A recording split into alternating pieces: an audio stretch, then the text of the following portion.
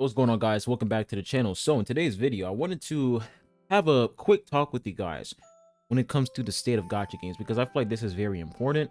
And I don't know how many times I have to explain myself. I have to explain, common sense to this community, but I forgot that, when it comes to the gacha community, this is kindergarten. This is literally kindergarten, and we're dealing with children who have no common sense. So I wrote a script here. All right, I wrote a script. I'm going to show you guys. This is the script that I wrote. And we're pretty much going to go through this. I'm going to read this, of course, word for word, but I'm going to, interject and say some things just to make you guys understand a lot more. Because there are like a lot of people who would watch this video and they would literally take what I said out of context, right? And they would just twist my words and, I don't know, just create some bullshit to, create their own narrative, which is ridiculous. That's how the gacha community. We're going to go ahead and go through this, guys. And I want you guys to literally think for once. Think for once and understand that you are a consumer. You are not a developer. We need to stop caring about how the game is going to survive if we don't, spend money. That's not up. That's not us. That's not for us to figure out. That's for the fucking developers. All right. But we're going to go into more details here. Let's go ahead and read through this. My experience with gacha games. First and foremost, I want to make things clear. If you're going to watch this video in bad faith and take everything I said out of context just to defend gacha, I recommend you to stop watching this video because it's not meant for you. Now let's go ahead and talk about gacha games and why I feel like this is something that needs to be addressed immediately. For too long, players have accepted gacha as an unavoidable part of gaming, but the truth is, this system thrives because the system enables it. The community, not the system, the community enables it. Developers see the willingness to accept these practices, so they keep pushing the limits. And if we don't call it out, it's only going to get worse. So the first thing I want to talk about is the misconception of gacha. So when it comes to this part over here, there are so many people in the community who believe that gacha is a genre. Whenever we would talk about Wuthering Waves, Genshin Impact, HSR, ZZs, and etc., whenever somebody would complain about, a system in a game that's extremely predatory, the response from the gacha community is, well, it's a gacha game, bro. It's a gacha game. If I complain about 50-50, it's a gacha game, man. It's a gacha game. I'm sorry, but if I search up the genre of Wuthering Waves on Google right now, and if I go to the App Store and look for the genre of Wuthering Waves, is it gonna say gacha? No. It's gonna say open world action RPG game. It's not gonna say gacha. Gacha is not a fucking genre. It's not a genre. It is a monetization model. Let's explain. One of the biggest misconceptions in gaming is that gacha is a genre. It's not. A genre defines a game's mechanics, gameplay structure, and design philosophy. For example, action RPG, first-person shooter, and turn-based strategy. A monetization model, on the other hand, determines how a game generates revenue. Gacha, subscription-based, paid DLC, and battle passes. For example, Fortnite. You look at Fortnite, right? You got the battle passes. The battle pass, that's a monetization model. In order for them to, make money. I don't know if Fortnite, they generate playtime revenue. I have no idea. But if they don't, then the battle pass is a great way for them to, get some money, because players spend money to get the battle pass, level up, and get the rewards there, get the skins or whatever. That is a monetization model.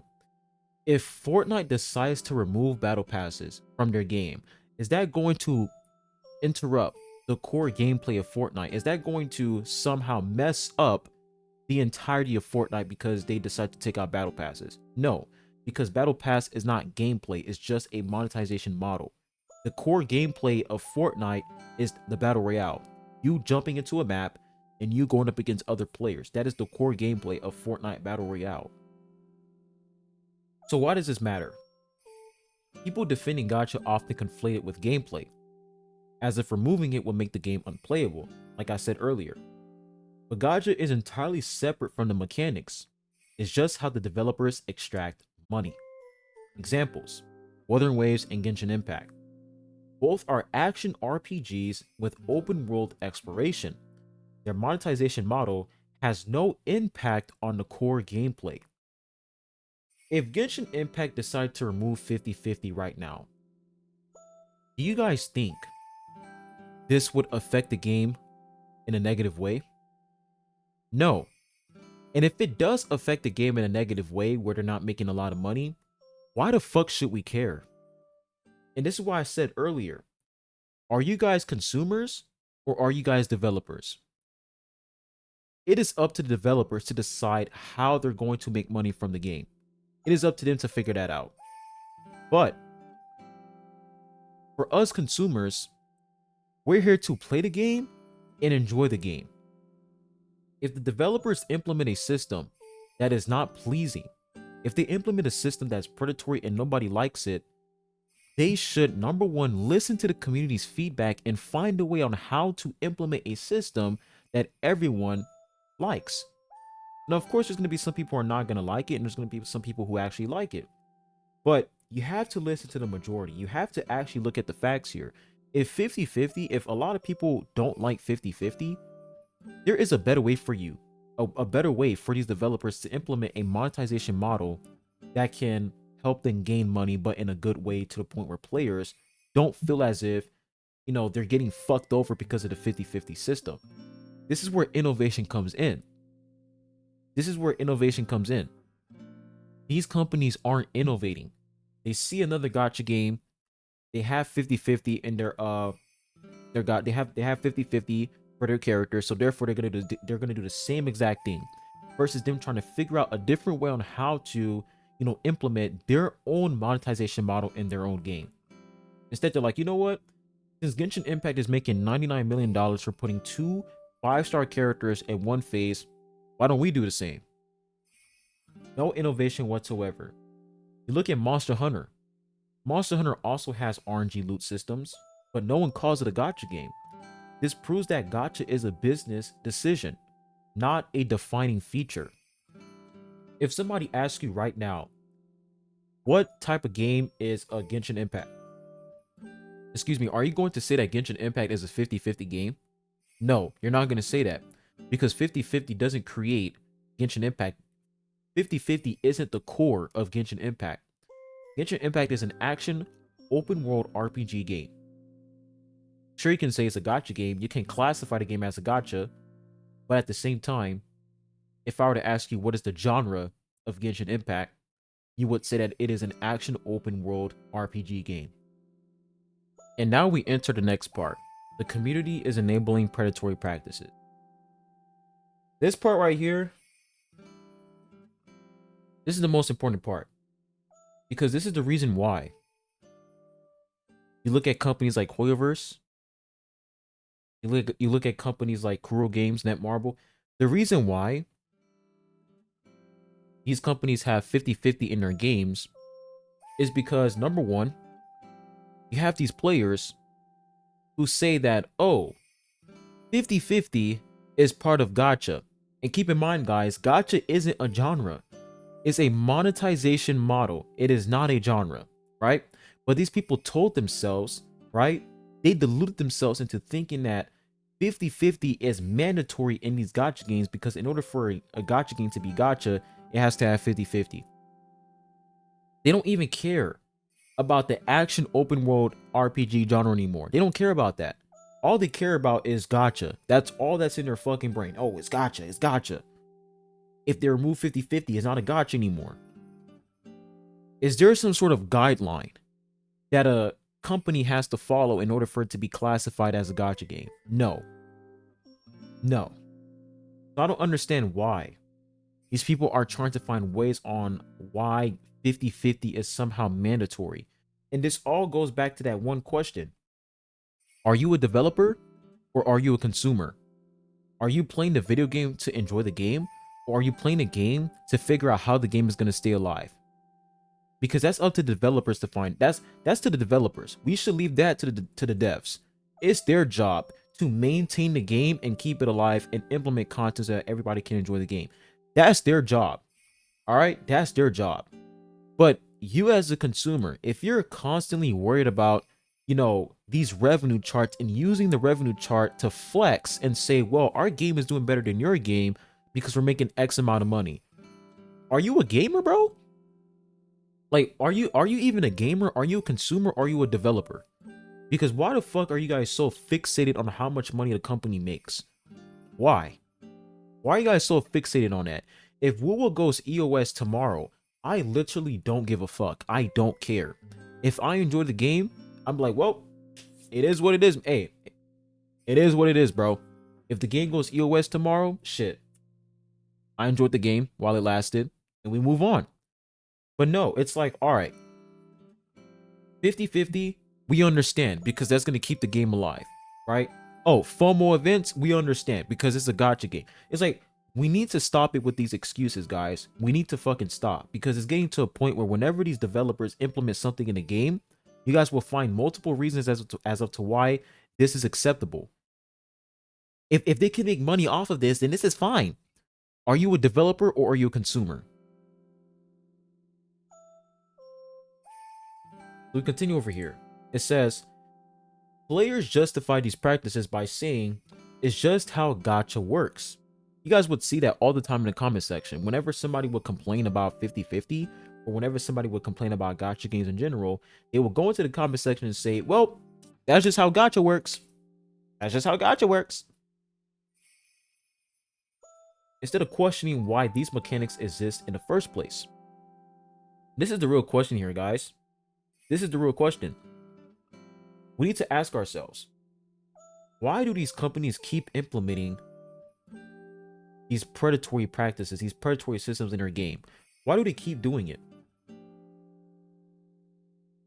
The answer is because of us.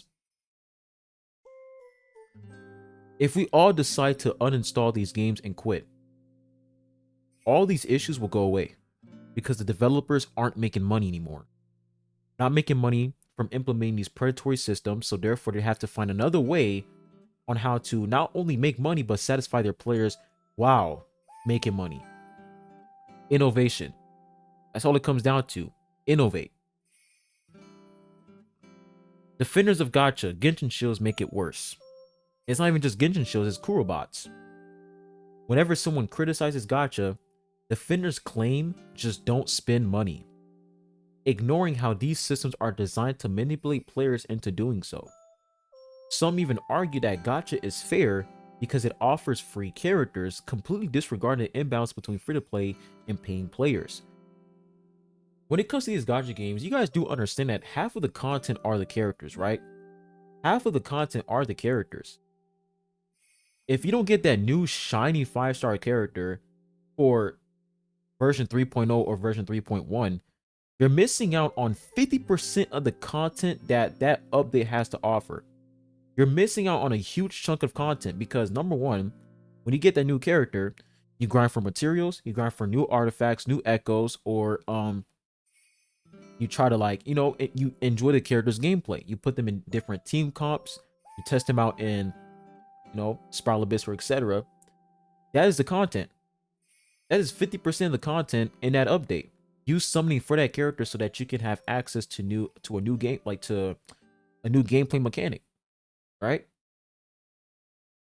You look at Mavuika and Genshin Impact, motorcycle, jet ski, riding up mountains. If you don't have the character, oh well. Good luck with half of the content in that update.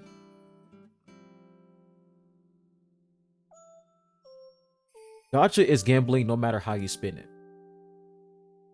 Now, for this part right here, I'm not going to go into any details because it's common sense. If you think that Gacha isn't gambling, you're a fucking retard. Because if players are spending money and they still can't get what they want, then what is that? Like, I don't even have to go into any details when it comes to that. Now, I wanted to go back to this part over here when I said that whenever someone criticizes Gacha, defenders claim just don't spend money. I agree with this. If you don't like 50-50, don't spend money. And that's exactly what I'm doing. For HSR, the last time I spent money on HSR was Acheron. After that, never. I'm not spending money on the game ever again. And a matter of fact, 3.2 is coming soon. That's just going to the uninstall bin. Going to the trash bin. Genshin Impact, quit the game. Wuthering Waves. I got shafted on my Brent pools. Guess what? I'm not spending money on the game ever again.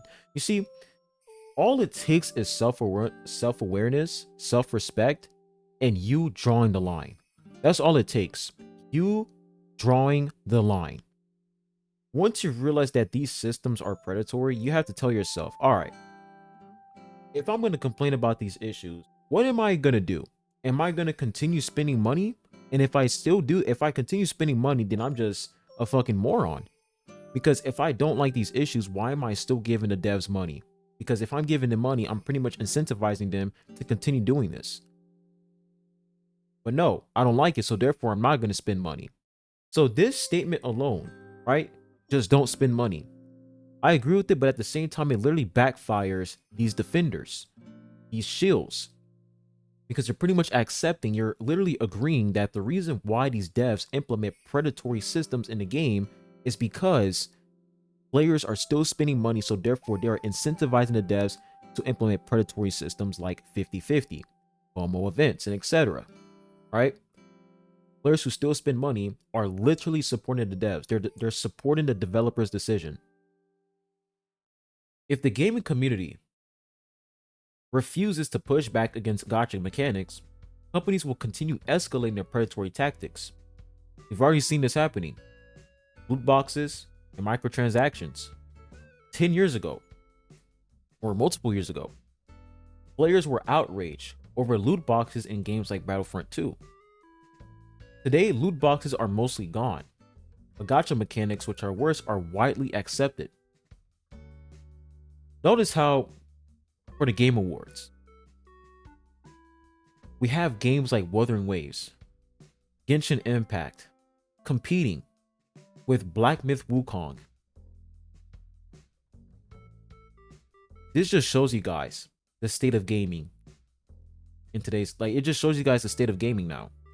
Where we have gacha games that literally have no content unless you summon for a new character, competing with games like Black Myth Wukong, where you have access to the entire game, right? You have a lot of content, you have so many things to do, great story, you have a skip button.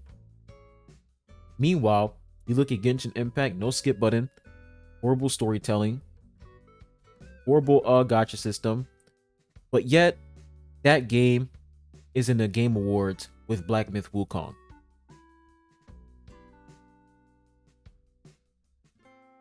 Companies testing new limits. Gacha games used to be more generous with in-game currency and pity systems. Now they are getting stingier. Many modern gacha games now include power creep, making older characters weaker so players are forced to pull for newer, stronger ones. You guys remember Tribe 9? You guys remember Tribe 9, right?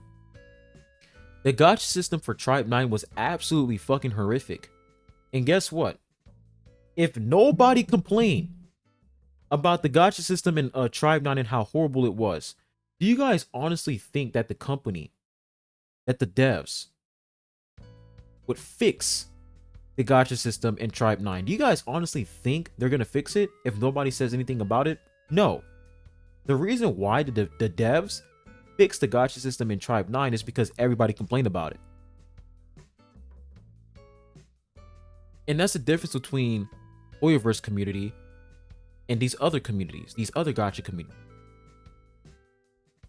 We all have principles. If the game decides to cross a line, for example, global passives and HSR, if they decide to implement that in the game, I am quitting HSR. Actions have consequences, but when it comes to the gacha community, actions don't have consequences. And a matter of fact, actions have rewards. That's how the gacha community operates. The scummier the company, the more we spend money on that game and to reward the devs for being scummy. And I can already smell the comments from here. I can already smell them. All the shills coming in the comment section saying, well, it's a gacha game. It is what it is. It's a gacha game. That's just how it works. It's a gacha game. You are literally proving my point. Literally proving my point as of to why this is an issue.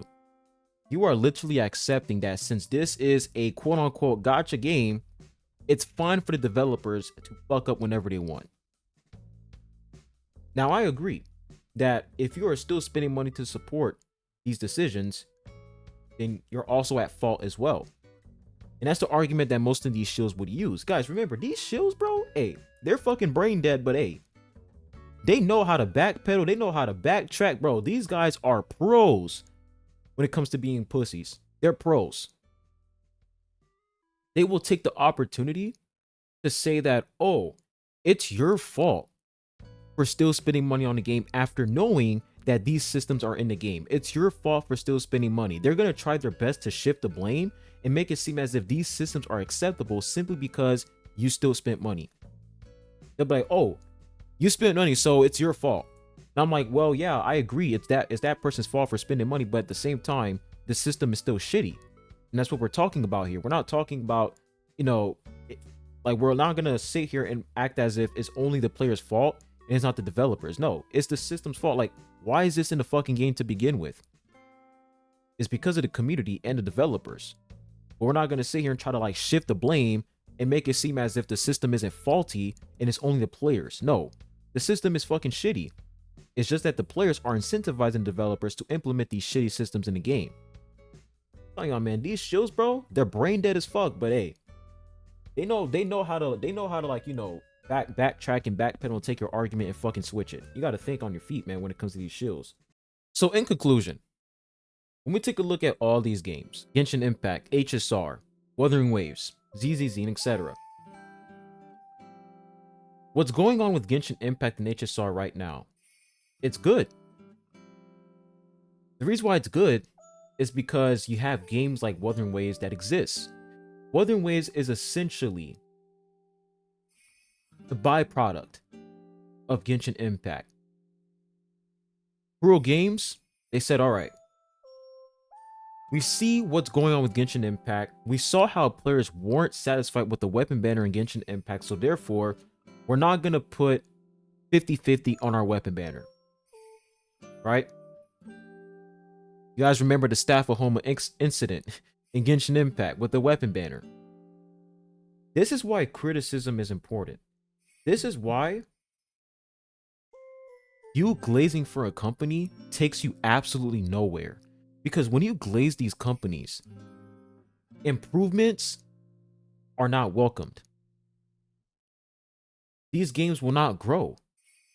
Because if the devs are not aware as to what's going on with the game, if the devs only receive good feedback saying, you guys are doing amazing, great job, just slobbering their cock every second you have, just slobbering it every second you have.